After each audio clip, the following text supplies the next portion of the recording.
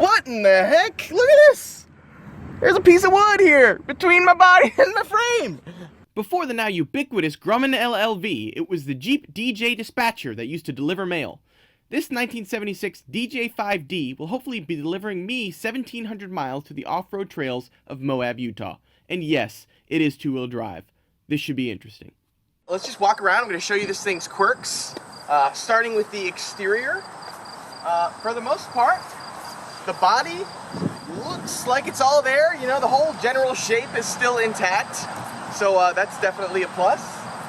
There are a few obvious issues, namely that the door here is pretty much entirely covered with a layer of rust. Whatever, it's mostly solid. Not bad, not bad.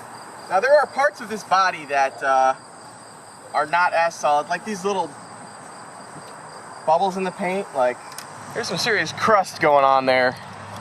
Yeah, okay, well we'll leave that alone. There are some other, couple of other little things in the body. Most of the body's okay, but like, you know, there's a little bit of that going on. You can see the bumper's got some rust. But you know, overall, you know, it's a couple of other bubbles here. Again, the door is brown, and honestly, that's not looking so hot right there. There's a hole here. In fact, I think you could, oh yeah, look at that. It goes all the way through. Okay, so I'm happy with the way the body looks on the outside. Before we get to the less than pleasant parts of this vehicle, I'm going to show you some awesome stuff here. First, we'll look under the hood. Oh yes, I know.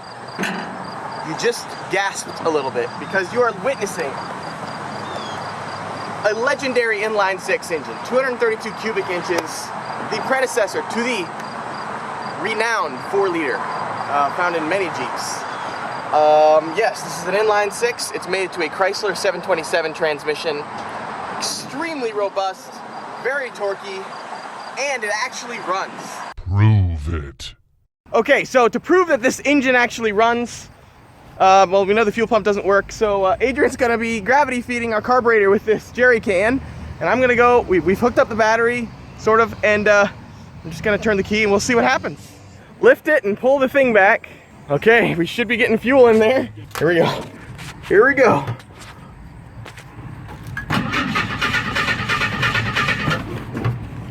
I'm gonna press this gas pedal, even though it only goes like an inch. Barely moves. Come on, motor. Let's go. Fire up. Oh! Listen to that motor. We're leaking it. Yeah, we're leaking a bit of oil. It's all right. Everything's, fuel. That's okay. Wow. Listen to this motor. All right, there's some smoke coming out of there, but it runs so good. I mean, come on, 500 bucks. I'm gonna give her a little rev here. Wow, she sounds good. The oil pressure, look at that. Looks like good oil pressure. Oh, yeah.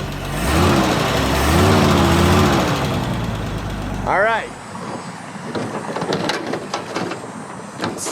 Okay, welcome to the interior of an incredible 1976 Jeep DJ5D. I'm going to be showing you what makes this thing so awesome. First off, it's right-hand drive, which means it's basically an R34 Skyline GTR. It's also got these awesome decals, well, stickers on this dashboard. Look before backing. You've got your VIN plate here. These switches here are for like lights and hazard switches. They're all seized in place. They don't go in and out. They're like, they just don't move. I'm gonna reach behind this dash to see what these buttons are for. Fan, defrost, air, and then temp. Another cool thing is this safety check before operating this vehicle. On this sticker it says, do not exceed 30 miles per hour, and gives you a number of things that you should check before driving this postal carrier. There's check all tires, check steering for excessive play.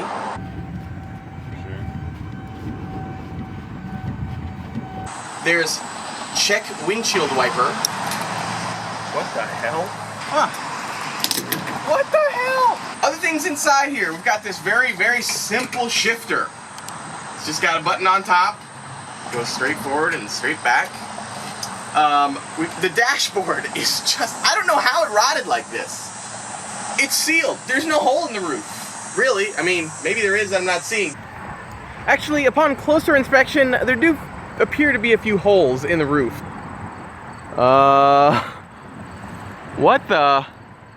What is this?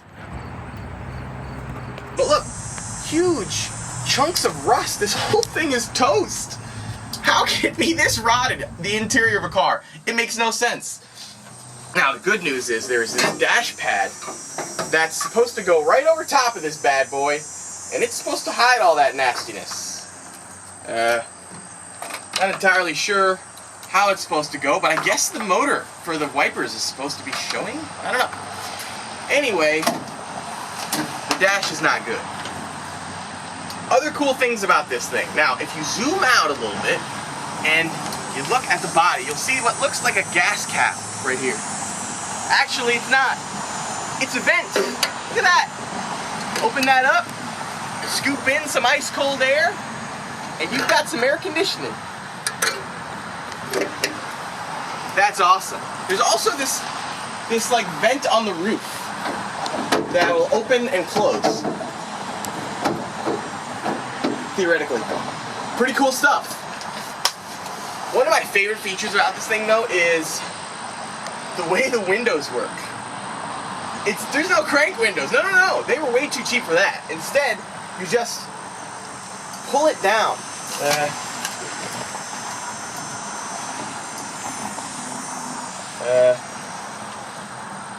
Well, that one works. You can see this one's been pulled down some.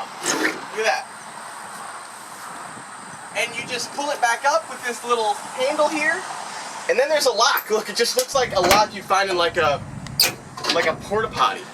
As for the door handles, there's like, this is a lock right here, this little thing, and the doors slide right open. They're pretty amazing. Anyway, so that's the interior. One more thing before we leave. There's the cool mirror in the front of the car on the fender. It's actually pretty awesome. Look at that. It gives you a great view of the front of the Jeep. It'd be perfect for when this thing goes off-road. Now, we're gonna go around the back side.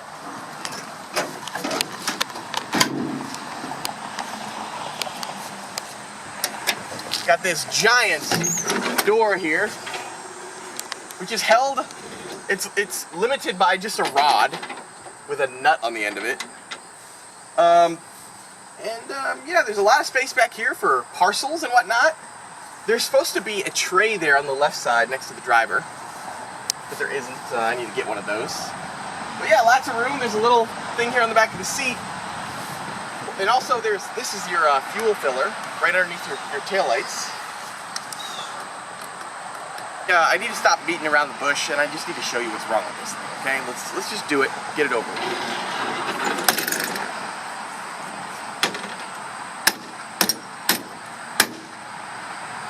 Alright, yeah, so the body is alright, and the engine is alright, and the interior is, alright.